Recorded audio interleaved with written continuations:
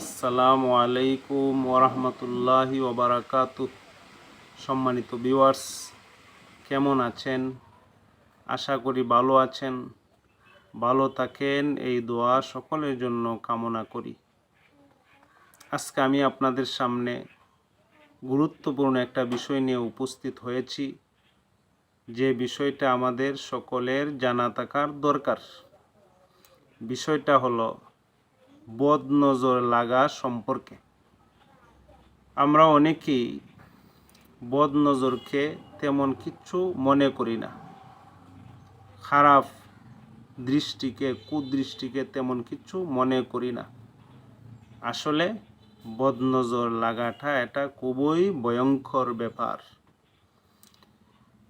আমার উপর, আমার ছেলে সন্তানের উপর, আমার মেয়ে সন্তানের উপর, বা আমার গৃহপালিত পশুর উপর, বা আমার ধন সম্পদের উপর, বা আমার জিনিসপত্রের উপর, পশুর উপর, গাছের উপর, ফসলের উপর, যে কোনো একটা জিনিসের উপর মানুষেরও বদনজর লাগতে পারে, জিন জাতিরও বদনজর লাগতে পারে, খারাপ দৃষ্টি লাগতে পারে। বদনজর হয়তো মানুষের লাগে, অথবা দুষ্ট জিনগুলির বদনজর লাগে। বদনজরের পরিণতি কুফল, মারাত্মক, ভয়ঙ্কর।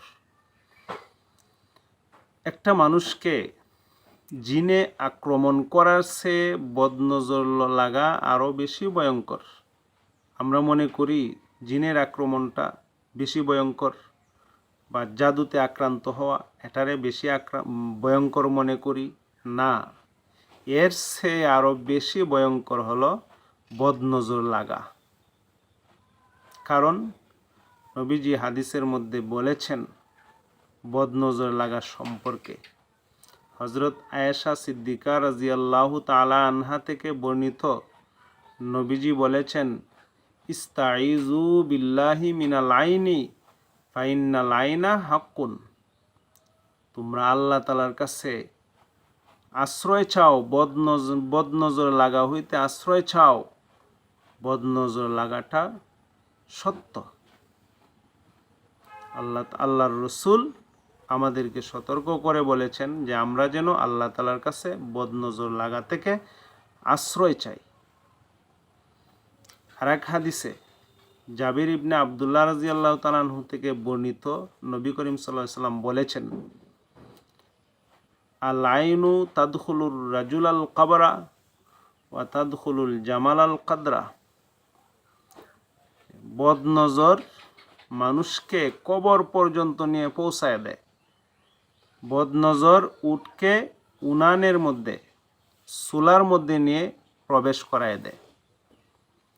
নবীজি কত শক্তভাবে বলেছেন যে বদনজরের খারাপ কুপ্রভাব এমন, একটা মানুষের উপর বদনজর লাগলে তাকে কবরে পৌঁছাইতে পারে। বলতে বদনজর লাগার কারণে এইভাবেই আস্তে আস্তে সে মৃত্যুবরণ করে কবরে পৌঁছতে পারে। আব্দুল্লাহ ইবনে আব্বাস রাদিয়াল্লাহু তাআলা আনহু থেকে বর্ণিত, নবীজি বলেন, আল আইনু হাক্কুন ওয়ালাউ কানা শাইউন সাবাকাল কাদরা লা সাবাকাতহুল আইন। কোনো জিনিস যদি